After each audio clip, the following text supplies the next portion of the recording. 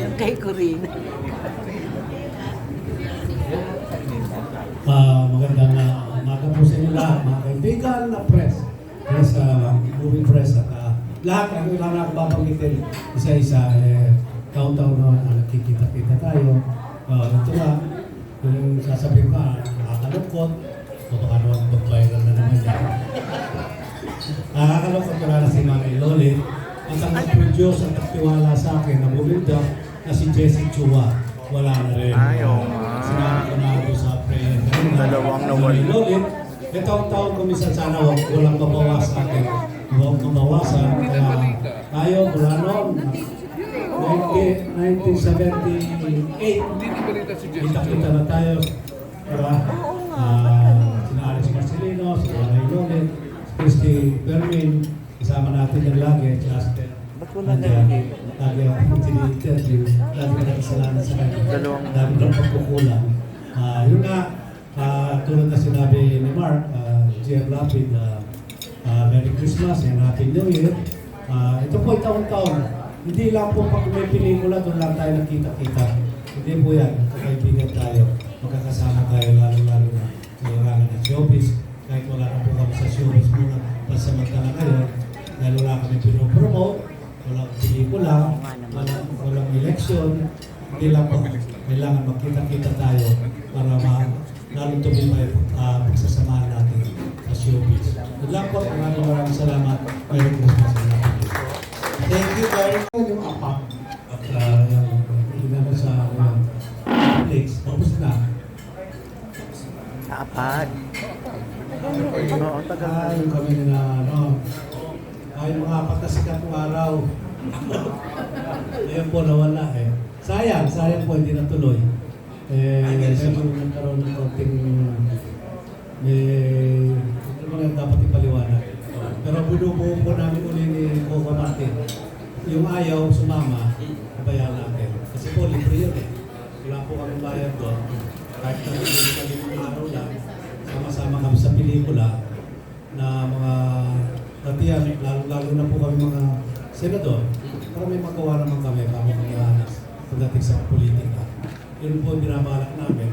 Pero naplano po nito kami dalawa nito. Next year kaya? Okay din. Next year po kaya?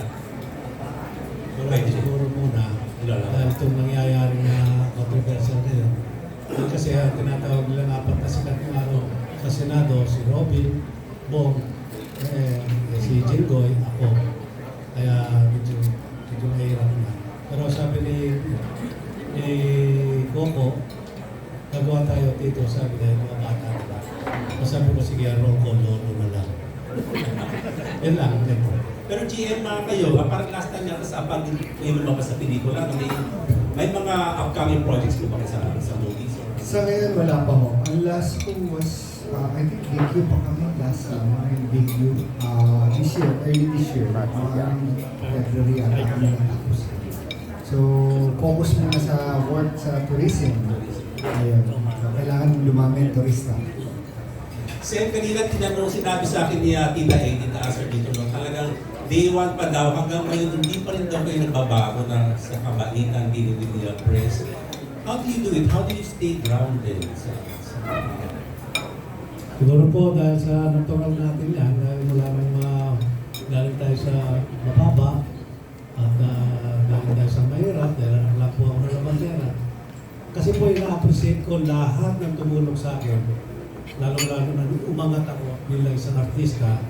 Kaya nung araw, ang lagi ko kasama, pinag-ako magpasko.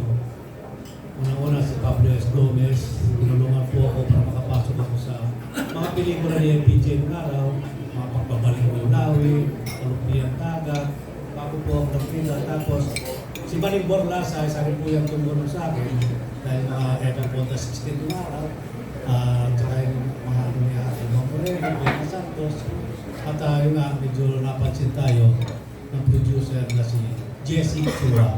Last year po kasama pa si Jessie Chua dito. Yan si Bobet. Andi dyan, alam niya lahat ng nangyayari sa Pilano. Bobet, Sirano.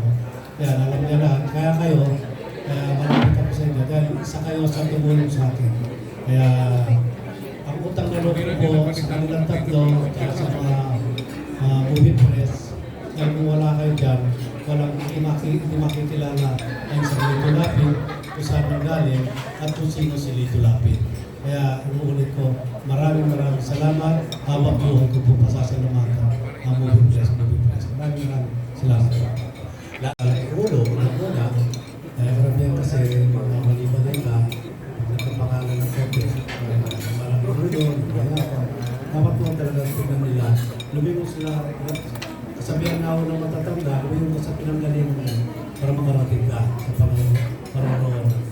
Eh mga bata kayo, gwapo, tataas, malalaki talaga, mga pogi, magaganda, lalo mga bata natin. Yun lang, at siguro, kapamaan loob, mas sinsilidad sa trabaho. Wala naman kayo like mga kakaibang experience ko doon na hindi nyo nagugustuhan like sa set. Wala naman po kasi kami lang na Coco ng huli. Ang ko po Coco Martin na eh. Yung probinsyano, tapos yung Apan, tapos yung ako po kasi yung fight director ni Coco at ito nga yung huli ko ng Batang Quiapo ni Mark. Smart siguro baka makabalik doon sa Batang Quiapo kung gusto pa niya. Okay, maraming salamat po. Probably yung Lito Lapid story hindi na sa generation namin. Kaming anak niya, baka siguro sa mga apo niya, one of them, probably, siguro, hindi ko namin masabi kasi siyempre, ano po yan eh, tadhana po eh, hindi ko namin madikta kung sino ba yung naganap para sa kanya. Pero definitely on our generation, kami magkakapatid siguro hindi na. Baka sa mga anak na lang po namin. I think hindi naman ang gusto ng aking ama na ready. Kaya nga sabi ko sa kanya, kaya gumawa na tayo ng libro mo as of now, ng script natin habang naaalala mo pa lahat. Kasi sabi ko, ikaw lang ang nakakaalala, hindi namin lahat alam. So kailangan gawin na natin yan, i-preserve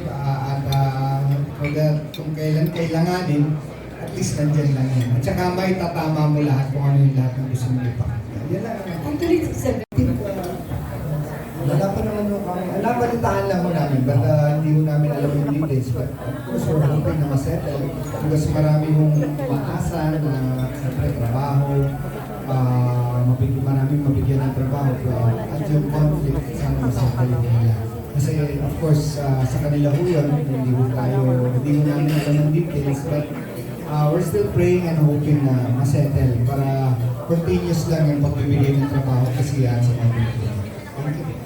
Kanina, yung kwento ni Lea. Lea nga pala mayor Si Mayor Lea. Eh, hindi na tuloy, tinawag na kami rito. Alam mo pa kami nangyari. Siyempre, tao lang ako. Minsan, nasasaktan din. Dahil di ko naman ginagawa. Ang mahirap po dito, kaya pag ako'y nag-speech ako, ginagawa ko na bilang tagapagsalita, lalo sa mga high school, dahil high school lang po ako, mga estudyante, lagi ko po sinasabi sa kanila na mag-aral sila. Kaya, dahil di po ako nakapag-aral, wala naman po ako magagawa. Kung gano'n ang katsaw nila sa akin, hindi ako marunong mag-English, hindi ako marunong magsalita ng marami, dahil kulang po ako sa basa. Kung katsawan na lang si Lito Lapid, ganun-ganun na lang. Kung maliitin si Lito Lapid, ganun-ganun na lang. Tagal ko na po sinasabi ito eh. Unang press con ko pa lang nung Jess Lapid story, sinabi ko na kung anong pagkatao ko. Sinabi ko, hindi po ako marunong ito.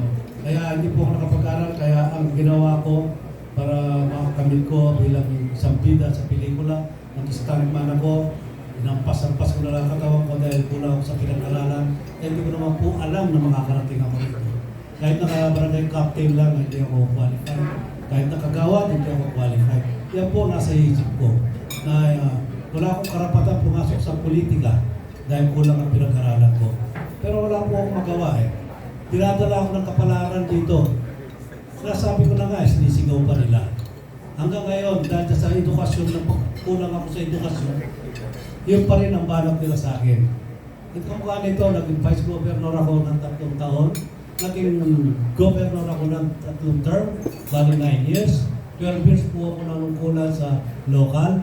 Ngayon, pang-apat ko na po ito na termino bilang senador. Ganon pa rin ang sinasabi nila sa akin. Sino si Lito Lapid?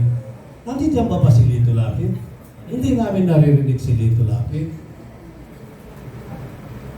Nakako ko na lang po yun dahil ang magagawa ko kulang talaga ako Anak lang po ako ng labandera Kaya sinasabi ko sa mga anak ko, ipakiganti niyo ako anak. Sapa, mag-aral kayo. Ayoko marinig, ayoko maisunto kayo na nararanasan ko ngayon. Kaya si Ma'am naman, palakpakan po natin siya. Isa na po siya. Correct. Pinagbutihan niya, sinunod niya ang kagustuhan ko. At yun nga, pati mga anak ko lahat, grabe. Kayo, wala kayong karapatan magsalita. At wala kayong karapatan na sabihin nyo na hindi kayo nakapag-aral. Yan ang hindi ko papayagan. Tinaya ko ang buhay ko, pawis, dugo, sa showbiz, sa stuntman, naging bida, para mapaaral ko kayo. Dahil yung binabato lagi kay Lito Lapid, ayokong ibato sa inyo. Kaya ngayon, hindi lang mabato ngayon sa kanila, binabalik lagi sa akin tulad ng tanong mo, anong masasabi mo? Kung nasasaktan ako o hindi. Nasasaktan ako, tao lang ako. Pero wala akong magawa. Yun ang yun ako Pero yan, Sen.